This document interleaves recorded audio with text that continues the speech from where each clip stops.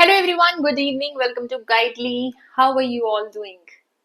I hope all of you are doing very good और अपनी CIB की preparation आप लोग full swing में कर रहे हैं.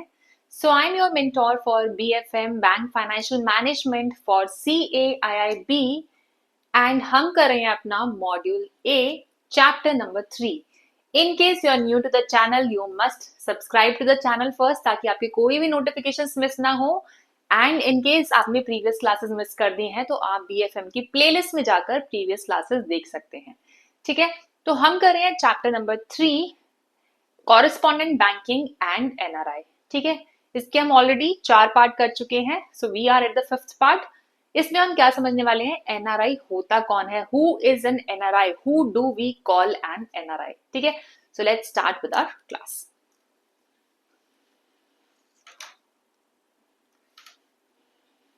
My name is Shikha. For those of you who are new to the channel, I am your mentor for BFM for CAIIB and PPB for JAIIB. I'm also an ex-banker like you guys. I have an experience of 5 years in Indian PSB, JIB, CIB certified, and now I'm teaching you BFM.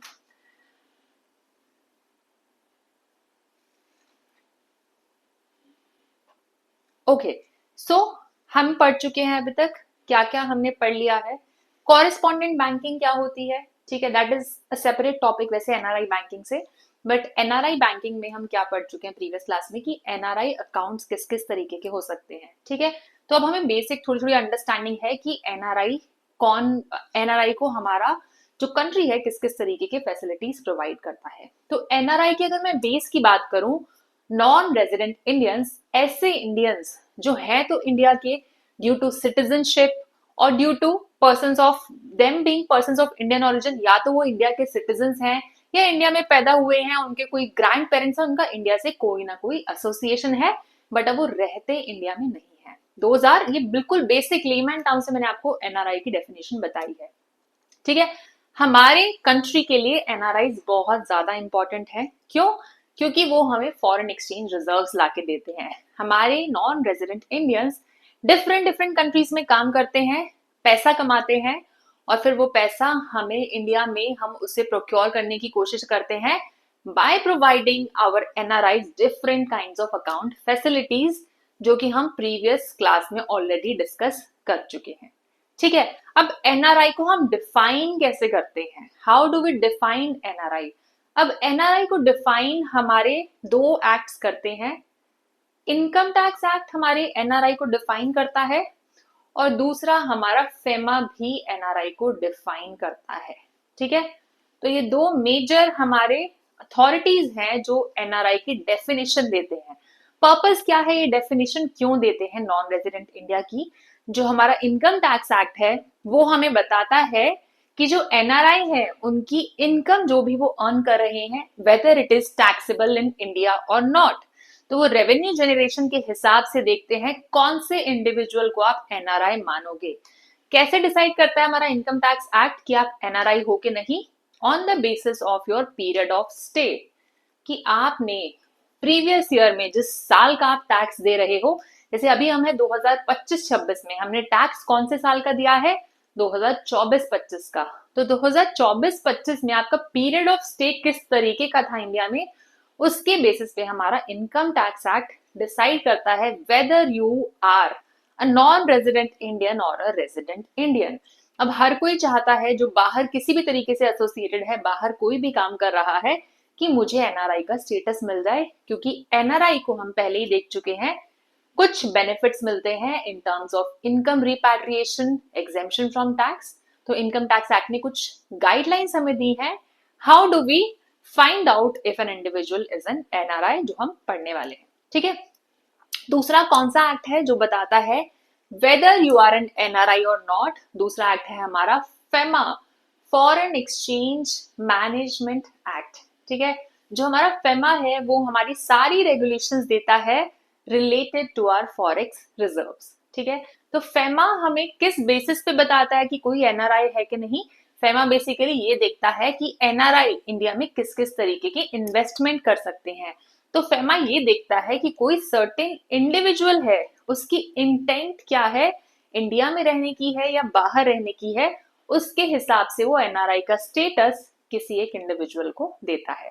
तो कोई एक individual FEMA की guidelines के हिसाब से NRI हो सकता है, और हो सकता है इनकम टैक्स एक्ट की गाइडलाइन के हिसाब से वो स्पेसिफिक इंडिविजुअल एनआरआई ना हो। ठीक है, तो अगर मैं बात करूं सबसे पहले हमारे इनकम टैक्स एक्ट की, इनकम टैक्स एक्ट हमारे एनआरआई को कैसे डिफाइन करता है, ये ऑलरेडी मैंने आप लोगों को बताया है। Income tax act defines NRI on the basis of number of days you have stayed in the country.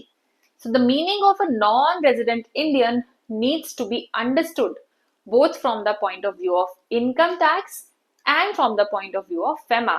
आपको FEMA और इनकम टैक्स दोनों के पॉइंट ऑफ व्यू से एनआरआई को समझना है। ठीक है, इनकम टैक्स एक्ट 1961 का सेक्शन नंबर 6 बताता है नॉन रेजिडेंट इंडियन कौन है on the basis of number of days a person stage outside India, कि कोई एक इंडिविजुअल है वो पिछले साल कितने दिन इंडिया से बाहर था, उसके बेसिस पे हम डिफाइन करते हैं whether that person is a resident Indian और that person is a non resident Indian. अगर रेजिडेंट इंडियन है तो चाहे वो इनकम इंडिया में कमा रहा है या उसकी कोई इनकम फॉरेन से आ रही है, दोनों पे उसको इंडिया में टैक्स देना पड़ेगा। नॉन रेजिडेंट इंडियन है तो उसको सिर्फ और सिर्फ अपनी इंडियन इनकम पे टैक्स देना पड़ेगा। तो हमारे इनकम टैक्स एक्ट ने क्या बोला, रेजिडेंट कौन है, हु इज अ रेजिडेंट, कोई भी इंडिविजुअल जो इंडिया में प्रिसीडिंग फाइनेंशियल ईयर, मान लीजिए आप ये एग्जांपल 1920 का हटा दो, अभी हम है 25-26 में। ठीक है, 25-26 में आपको 24-25 की आईटीआर भरनी है, तो 24-25 जो है आपका प्रिसीडिंग फाइनेंशियल ईयर हो जाएगा, उसी में ही हम आपका स्टे जो है काउंट करते हैं, क्योंकि आप इनकम टैक्स तो पुराने साल पे भरते हो नेक्स्ट ईयर में। तो अगर पिछले साल आप इंडिया में कम से कम 182 डेज इंडिया में ही रहे हो, then you are a resident from the point of view of income tax act. ठीक है, ये एक फर्स्ट कंडीशन है जो आपको याद रखनी है। अगर लास्ट ईयर आप इंडिया में रहे हो फॉर 182 डेज और मोर, तो आप माने जाओगे इंडिया के रेजिडेंट और आपको टैक्स देना पड़ेगा इनकम टैक्स एक्ट के हिसाब से। ठीक है, so this is one condition, या तो आप इसको फुलफिल कर रहे हो तो आप बन जाओगे resident of India for that specific year. दूसरी कंडीशन क्या है, या फिर आप इंडिया में पिछले साल तो रहे हो कम से कम 60 दिन, इसको 19-20 की बजाय आप 24-25 समझ लो। पिछले साल तो आप इंडिया में रहे हो कम से कम 60 दिन, उसके जो पिछले 4 फाइनेंशियल ईयर हैं, ठीक है, मान लीजिए 24-25 में तो रहे हो आप इंडिया में कम से कम 60 दिन। ठीक है, उसके पीछे वाले और जो 4 फाइनेंशियल ईयर हैं, मान लीजिए 23-24 हो गया, ठीक है, 22-23 हो गया, उन 4 फाइनेंशियल ईयर में आप कम से कम 365 डेज और मोर जो है इंडिया में रहे हो। तो अगर आपने सेकंड कंडीशन फुलफिल कर दी तो भी आप रेजिडेंट इंडियन माने जाओगे। या तो आप फर्स्ट कंडीशन फुलफिल कर दो या फिर आप सेकंड कंडीशन फुलफिल कर दो, then you will be counted as a resident Indian from the point of view of income tax act. ठीक है, तो ये हमारा हो गया कैसे हम एक रेजिडेंट को डिफाइन करते हैं। अब नेक्स्ट है नॉन रेजिडेंट इंडियन कौन है, कोई ऐसा इंडिविजुअल जो दोनों ही कंडीशंस को सेटिस्फाई नहीं कर रहा प्रीवियस ईयर में, ना तो वो प्रीवियस ईयर में 182 डेज और मोर इंडिया में रहा है, ना ही वो सेकंड कंडीशन को मीट कर रहा है कि पिछले साल कम से कम 60 दिन रहा है, प्लस जो आपकी सेकंड कंडीशन है वो एक प्लस के साथ आती है, एंड के साथ आती है, दोनों कंडीशंस आपको पूरी करनी है फॉर योर सेकंड कंडीशन, कि या तो पिछले साल 60 दिन या उससे ज्यादा रहे हैं, या फिर उससे पिछले 4 फाइनेंशियल ईयर्स में 365 डेज और मोर रहे हैं। जो इंडिविजुअल दोनों कंडीशंस को सेटिस्फाई नहीं करता है individually, that person will be treated as a non resident Indian from the point of view of income tax act. ठीक है, I hope this is clear. ये हमने बेसिक डेफिनेशन पढ़ ली है एनआरआई की from the point of view of income tax act. ठीक है, फर्दर एक्सेप्शंस क्या है हमारे एनआरआई की डेफिनेशन में as per income tax act. हमारा जो इनकम टैक्स एक्ट है उसकी फर्दर कुछ स्पेशल एक्सेप्शंस भी है for NRIs and persons of Indian origin. Persons of Indian origin क्या होते हैं, नॉन रेजिडेंट इंडियंस कौन होते हैं, ऐसे इंडियंस जो इंडिया के सिटीजन रह चुके हैं बट हम बाहर रहते हैं। पर्संस ऑफ इंडियन ओरिजिन कौन है, ऐसे इंडियन जो कभी किसी टाइम पे इंडिया की सिटीजनशिप होल्ड करते थे या तो, ठीक है, जो नॉन रेजिडेंट इंडियंस है उनके पास सिटीजनशिप तो अभी भी इंडिया की है। पर्सन ऑफ इंडियन ओरिजिन कौन है जिनके पास किसी टाइम पे इंडिया की सिटीजनशिप थी, या फिर उनके पास खुद के पास इंडिया की सिटीजनशिप नहीं है, उनके किसी ग्रैंड पेरेंट के पास, पेरेंट के पास इंडिया की सिटीजनशिप थी, तो वो कहलाते हैं पर्सन ऑफ इंडियन ओरिजिन। ठीक है, एक्सेप्शन क्या है जो अभी हमने दो कंडीशंस पढ़ी हैं उसमें, जो हमारी कंडीशन 2 है 60 डेज की लिमिट है, जिसमें इसको 182 डेज के लिए आप रिलैक्स कर देते हो। रिलैक्स कर देते हो मतलब कोई 182 डेज से ज्यादा के लिए रुकेगा तभी वो जो है रेजिडेंट कहलाएगा, अदरवाइज वो एनआरआई का ही स्टेटस मेंटेन करेगा। किस केस में हम ये सिचुएशन रिलैक्स करते हैं, कंडीशन रिलैक्स करते हैं? कोई इंडियन सिटीजन है जो इंडिया को छोड़ता है for the purpose of employment outside India और as a crew member of an Indian ship. कोई इंडियन सिटीजन है जिसने लास्ट ईयर इंडिया को छोड़ा है एम्प्लॉयमेंट के लिए या फिर as a crew member of an Indian ship, तो कंडीशन 2 में हम उनके लास्ट ईयर का टाइम 60 डेज से बढ़ा के 182 डेज कर देंगे। ठीक है, या फिर कोई इंडियन सिटीजन है या पर्सन ऑफ इंडियन ओरिजिन है जो इंडिया से बाहर रह रहा है बट लास्ट ईयर विजिट पे इंडिया में आया था, तो बेसिकली है तो वो NRI he, but last year visit पे आया है, तो अब हम उससे रिलैक्सेशन देना चाहते हैं ताकि उसका एनआरआई का स्टेटस मेंटेन रहे। ठीक है, तो अगर आपकी जो सेकंड कंडीशन है उसमें आप प्रीवियस ईयर 182 डेज और मोर रहते हो प्लस प्रीवियस 4 फाइनेंशियल ईयर्स में 365 डेज और मोर रहते हो, इन दीज टू केसेस तभी आप रेजिडेंट बनोगे। यहां पे हमने 60 डेज को 182 डेज कर दिया है। ठीक है, अनदर, आई नो ये कंडीशंस थोड़ी सी कंफ्यूजन वाली हैं, but this is a complex topic, but it is a part of our syllabus, so we have to do it. Another important note is that there is one more exception that has been introduced in the Finance Bill 2020. Finance bill 2020 ने क्या बोला है, कोई Indian citizen है या person of Indian origin है जो India आ रहे हैं, जिनकी इंडिया से टैक्सेबल इनकम 15 लाख से ज्यादा है, जिनकी इंडिया में जो टैक्सेबल इनकम है 15 लाख से ज्यादा है और उनकी कुछ फॉरेन में भी इनकम हो सकती है, उनके केस में हम ये जो लिमिट है 182 डेज की, इसको 120 डेज की कर देंगे for the second condition of being a resident और नॉन रेजिडेंट। तो अगर वो प्रीवियस ईयर या तो 120 डेज और मोर रहे हैं इंडिया में एंड साथ के साथ प्रीवियस 4 फाइनेंशियल ईयर्स में 365 डेज और मोर रहे हैं इंडिया में, तो उनको हम रेजिडेंट मानेंगे in case of Indian citizen और पर्सन ऑफ इंडियन ओरिजिन जिनकी टैक्सेबल इनकम 15 लाख से ज्यादा है। ठीक है, तो ये हमारी डेफिनेशन है एनआरआई की as per income tax act. अब फेमा के हिसाब से एनआरआई कौन है, who is a non resident Indian as per the definition by FEMA act 1999। The concept of a non resident Indian under FEMA broadly covers 2 categories.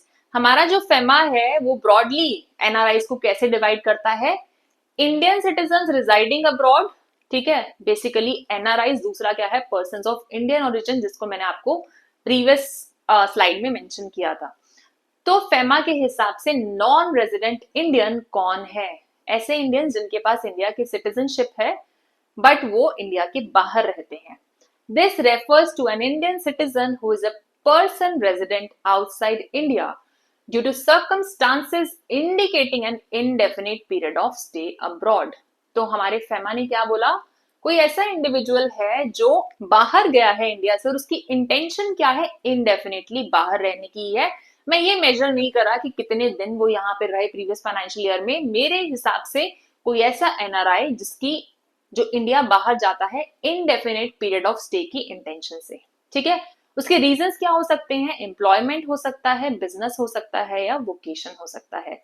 Specific examples जिसको आप as an NRI treat करते हो under your FEMA act 1999। Any Indian citizen working abroad, कोई Indian citizen है जो बाहर काम कर रहे हैं, फेमा एक्ट मान रहा है कि आप इनडेफिनिट पीरियड ऑफ स्टे के हिसाब से बाहर काम कर रहे हो, they are working for foreign government, government agencies और एमएनसीज, तो उनको हम मानेंगे NRIs as per the FEMA act 1999। इसमें हम नंबर ऑफ डेज नहीं देखेंगे इंडिया में कितने रहे, बस अगर आप बाहर काम कर रहे हो for foreign government, MNCs, government agencies, हम आपको मानेंगे कि आप एनआरआई हो। Officials of central or state governments and PSUs deputed abroad to foreign agencies और posted to Indian diplomatic missions. अगर कोई सेंट्रल या स्टेट गवर्नमेंट या पीएसयू किसी अपने एम्प्लॉय को डेप्यूटेशन देती है बाहर की किसी फॉरेन एजेंसी में या किसी मिशन पे, तो हम उनको भी मानेंगे क्या? From the point of view of FEMA हम उनको भी एनआरआईज मानेंगे। ठीक है। Students going abroad for higher studies, specially considered NRI as per RBI, even if the stay is not strictly indefinite. तो यहाँ पे हमारे कोई स्टूडेंट्स बाहर पढ़ने गए हैं उनको भी हम एनआरआई मानेंगे एज पर आरबीआई। यहाँ पे हमें पता है कि ऑल द स्टूडेंट्स हैं, वापस आने का भी काफी स्कोप है, बट हमें पता है कि जो स्टे है इंडेफिनिट नहीं है, फिर भी फेमा एक्ट में जो स्टूडेंट्स बाहर पढ़ने जा रहे हैं उनको क्या माना है? एनआरआई माना है। फेमा एक्ट किसको एनआरआई नहीं मानता? Tourist on brief visits to foreign countries. हमारे इंडिया के कोई टूरिस्ट हैं, वो बाहर गए हैं, मैं गई हूँ यूरोप घूमने गई हूँ, मैं दुबई गई हूँ, मैं कहीं घूमने गई हूँ, ब्रीफली कहीं घूमने गई हूँ, तो फेमा एक्ट मुझे एनआरआई नहीं मानेगा। ठीक है। So this is the definition of NRI as per FEMA act 1999। Next हमारा फेमा एक्ट क्या डेफिनेशन दे रहा है? पर्सन ऑफ इंडियन ओरिजिन की डेफिनेशन हमारा फेमा एक्ट देता है। पर्सन ऑफ इंडियन ओरिजिन, जैसे मैंने आपको बताया, ये कोई भी ऐसे इंडिविजुअल्स हैं जिनको आप क्या है, जो सिटीजन्स किसी एक टाइम पे इंडिया के रह चुके हैं या फिर इंडिया से जो उनकी बिलोंगिंगनेस है वो अपने किसी ना किसी एंसेस्टर के थ्रू है। This refers to a citizen of any country other than Pakistan और Bangladesh who satisfies certain conditions linking them to India। तो पर्सन्स ऑफ इंडियन ओरिजिन क्या है? जिनका इंडिया से कोई ना कोई लिंक है, वो डायरेक्टली सिटीजन्स नहीं है, but they have certain kind of belongingness और अफिलिएशन टू इंडिया। मैं आपको अगर लेटेस्ट अपडेट दूं तो अब पर्सन्स ऑफ इंडियन ओरिजिन जो हमारी स्कीम है उसको ओवरसीज सिटीजन्स ऑफ इंडिया करके एक स्कीम आई है, उसमें मर्ज कर दिया गया है। So we no longer use the term persons of Indian origin। हम क्या टर्म यूज करते हैं? overseas citizens of India। ठीक है। Anyways, definition criteria कौन है? Who is a person of Indian origin? कौन है? वो किसी ना किसी टाइम पे इंडिया के सिटीजन थे बाय द कॉन्स्टिट्यूशन और citizenship act 1955। So at some point of time they were the citizens of India। ठीक है। अभी चाहे वो सिटीजन हो या ना हो, but at some point of time they were citizen of India. वो किसी ऐसी टेरिटरी से बिलोंग करते हैं जो इंडिया का पार्ट बनी है अगस्त 15, 1947 के बाद। इंडिया के सेपरेट होने के बाद, आजाद होने के बाद, वो किसी और कंट्री से मिलके इंडिया में जो है मर्जर हो गया किसी स्पेसिफिक कंट्री का, ऑल्दो वो इनिशियली इंडिया के सिटीजन नहीं थे। So they are also persons of Indian origin. वो चाइल्ड, ग्रैंड चाइल्ड या ग्रेट ग्रैंड चाइल्ड है किसी पर्सन का जो ए या बी में से कंडीशन को मीट करता है, जो ये दोनों कंडीशन है, this is A and this is B, या फिर जो उनके पेरेंट थे, ग्रैंड पेरेंट थे, वो इंडिया के सिटीजन थे। They are the spouse of a foreign origin of an Indian citizen और ऑफ अ पीआईओ। वो किसी पर्सन ऑफ इंडियन ओरिजिन के स्पाउस है या फिर किसी इंडियन सिटीजन के स्पाउस है, that person also becomes your person of Indian origin. तो जो हमारे पर्सन ऑफ इंडियन ओरिजिन है वो ओवरसीज सिटीजन ऑफ इंडिया के कार्ड होल्डर हैं। ठीक है। A person is of Indian origin if they have held an Indian passport और if any of their parents और grand parents were a citizen of India. ठीक है। कोई भी स्पाउस है, ठीक है, पर्सन ऑफ इंडियन ओरिजिन के या इंडियन सिटीजन के, तो वो भी बैंक अकाउंट्स के पर्पसेस से पर्सन ऑफ इंडियन ओरिजिन माने जाएंगे। ठीक है। So these are the definition of NRI as per our FEMA act 1999 and also as per Income Tax Act 1999, Income Tax Act 1961। हमने समझ लिया है डेफिनेशन ऑफ एनआरआई क्या है। ठीक है। Next definition that we have to understand from the point of view of NRIs is overseas corporate bodies. क्या होती हैं overseas corporate bodies? So any overseas firms, trust और companies predominantly owned by non-resident Indians, minimum 60% singly or jointly, are called overseas corporate bodies। overseas corporate bodies कौन सी हैं? ऐसी कोई company, trust, firm जहां पे मैक्सिमम जो शेयर है minimum 60%, मतलब मिनिमम 60% जो शेयर है हमारे नॉन रेजिडेंट इंडियंस का है। ठीक है। सिंगली भी हो सकता है, किसी स्पेसिफिक नॉन रेजिडेंट इंडियन ने 60% शेयर लिया हुआ है कम से कम उस कंपनी में, या फिर जॉइंटली कुछ एनआरआईज ने मिलके जो है इतना शेयर लिया हुआ है, उनको हम कहते हैं ओवरसीज कॉर्पोरेट बॉडीज। तो हम ये सारी डेफिनेशंस क्यों पढ़ रहे हैं, क्योंकि इससे ही डिसाइड हो पाता है कि फर्स्ट ऑफ ऑल आपको टैक्स कितना पे करना है अपनी इनकम पे। सेकेंडली इससे हम ये डिसाइड करते हैं कि weather a specific NRI individual corporate body can invest in India और नॉट। जो ओवरसीज कॉर्पोरेट बॉडीज हैं, इनको पहले अलाउड था कि आप इंडिया में इन्वेस्ट कर सकते हो, बट 2003 के बाद ओसीबीज को कंप्लीटली डी रिकॉग्नाइज कर दिया इंडिया में इन्वेस्ट करने के लिए आरबीआई ने। ठीक है, अब ये कोई भी फ्रेश इन्वेस्टमेंट इंडिया में नहीं कर सकते हैं। फेमा ने पहले वेरियस रूट्स दिए हुए थे, कैपिटल अकाउंट, करंट अकाउंट के थ्रू आप इन्वेस्ट करना चाहो, कैपिटल अकाउंट ट्रांजैक्शन के थ्रू इन्वेस्ट करना चाहो, बट अब जो है कोई फ्रेश इन्वेस्टमेंट इंडिया में नहीं कर सकते। हाउएवर अगर कोई ओसीबी है जो पहले ही ओवरसीज कॉर्पोरेट बॉडी के स्टेटस में आ चुका है, उसको इंडिया में इन्वेस्ट करना है तो वो इन्वेस्ट कर सकता है, जिसको पहले ही ये स्टेटस मिल चुका है, provided that erstwhile OCB is not in the caution list of RBI।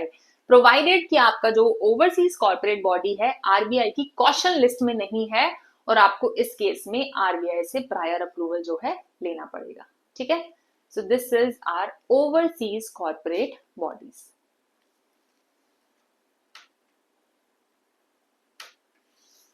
ठीक है, so this brings us to the end of this topic। Who is an NRI? NRI कौन होता है from the point of view of Income Tax Act and our FEMA Act। ठीक है, तो हमने समझ लिया है, थोड़ा सा ये कॉम्प्लेक्स टॉपिक था but we have covered it. ठीक है, one important piece of information and a very very exciting plan that we have for all of you is our CAIIB super plan। और आपके लिए important और अच्छी बात यह है कि गाइडली के 11 years पूरे हो गए हैं, तो हम आपके लिए CIB के सुपर प्लान पे लेके आए हैं 35% ऑफ। ये ऑफर आपका नेक्स्ट 2-3 डेज तक चलने वाला है, जिसका कोड क्या है HBD। ठीक है, आपको 6 महीने का कोर्स यहाँ पे 2499 का जिसका प्राइस है मिल जाएगा 1624 में, और 12 मंथ्स का जो कोर्स है जिसका प्राइस है 3499 वो मिल जाएगा 2274 में। So it is a golden opportunity for you guys. इस कोर्स को आप ले सकते हो, यहाँ पे लाइव और रिकॉर्डेड सेशंस मिलेंगे, पीडीएफ नोट्स मिलेंगे, बहुत सारी चीजें और आपको एडिशनल मिलेंगी, एमसीक्यूज मिलेंगे, मॉक टेस्ट मिलेंगे, और सारी कॉम्प्रिहेंसिव प्रिपरेशन आपको एक जगह पे मिलेगी। ठीक है, इसके साथ साथ आप इंडिविजुअल सब्जेक्ट का कोर्स लेना चाहते हो, मेरा बीएफएम का मास्टरी बैच लेना चाहते हो, तो आप उसको सेपरेटली भी ले सकते हो। अगर आपको लगता है बाकी सब्जेक्ट्स आप कर लोगे खुद से मैनेज, तो आप किसी इंडिविजुअल सब्जेक्ट का भी कोर्स ले सकते हो। बीएफएम का मास्टरी बैच मैं लेती हूँ, जिसमें हम सारे टॉपिक्स को 1 by 1 करके ब्रेक करते हैं। साथ में क्लास में हम जो है टॉपिक के साथ साथ एमसीक्यूज भी डिस्कस करते हैं, प्रीवियस ईयर क्वेश्चंस डिस्कस करते हैं, स्ट्रैटेजी बनाते हैं। ठीक है, तो आप इस बैच को भी एनरोल करना चाहो तो कर सकते हो, अभी हमारे ऑफर्स जो हैं चल रहे हैं। So if you are interested and you want to check the batches, आप गाइडली की ऐप इंस्टॉल कर सकते हो, और डिस्क्रिप्शन में भी आपको लिंक मिल जाएगा हमारे कोर्सेज चेक करने के लिए। टेलीग्राम पे हमें फॉलो कर लो, और चैनल को सब्सक्राइब करना मत भूलना, ताकि आपके कोई भी इंपॉर्टेंट अपडेट्स यहाँ पर जो है मिस ना हो। ठीक है, thank you so much everyone for attending the class today. कल मिलेंगे हम नेक्स्ट क्लास में। ठीक है, वो हमारा लास्ट टॉपिक हम कवर करेंगे कि एनआरआईज को किस किस तरीके की इन्वेस्टमेंट्स अलाउड है इंडिया में। That will be our last topic for chapter number 3। ठीक है, till then keep preparing, and comment section में जरूर बताना आपको क्लास कैसी लगी। Please do share your feedback with us, will be very happy to respond to you. Thank you so much everyone.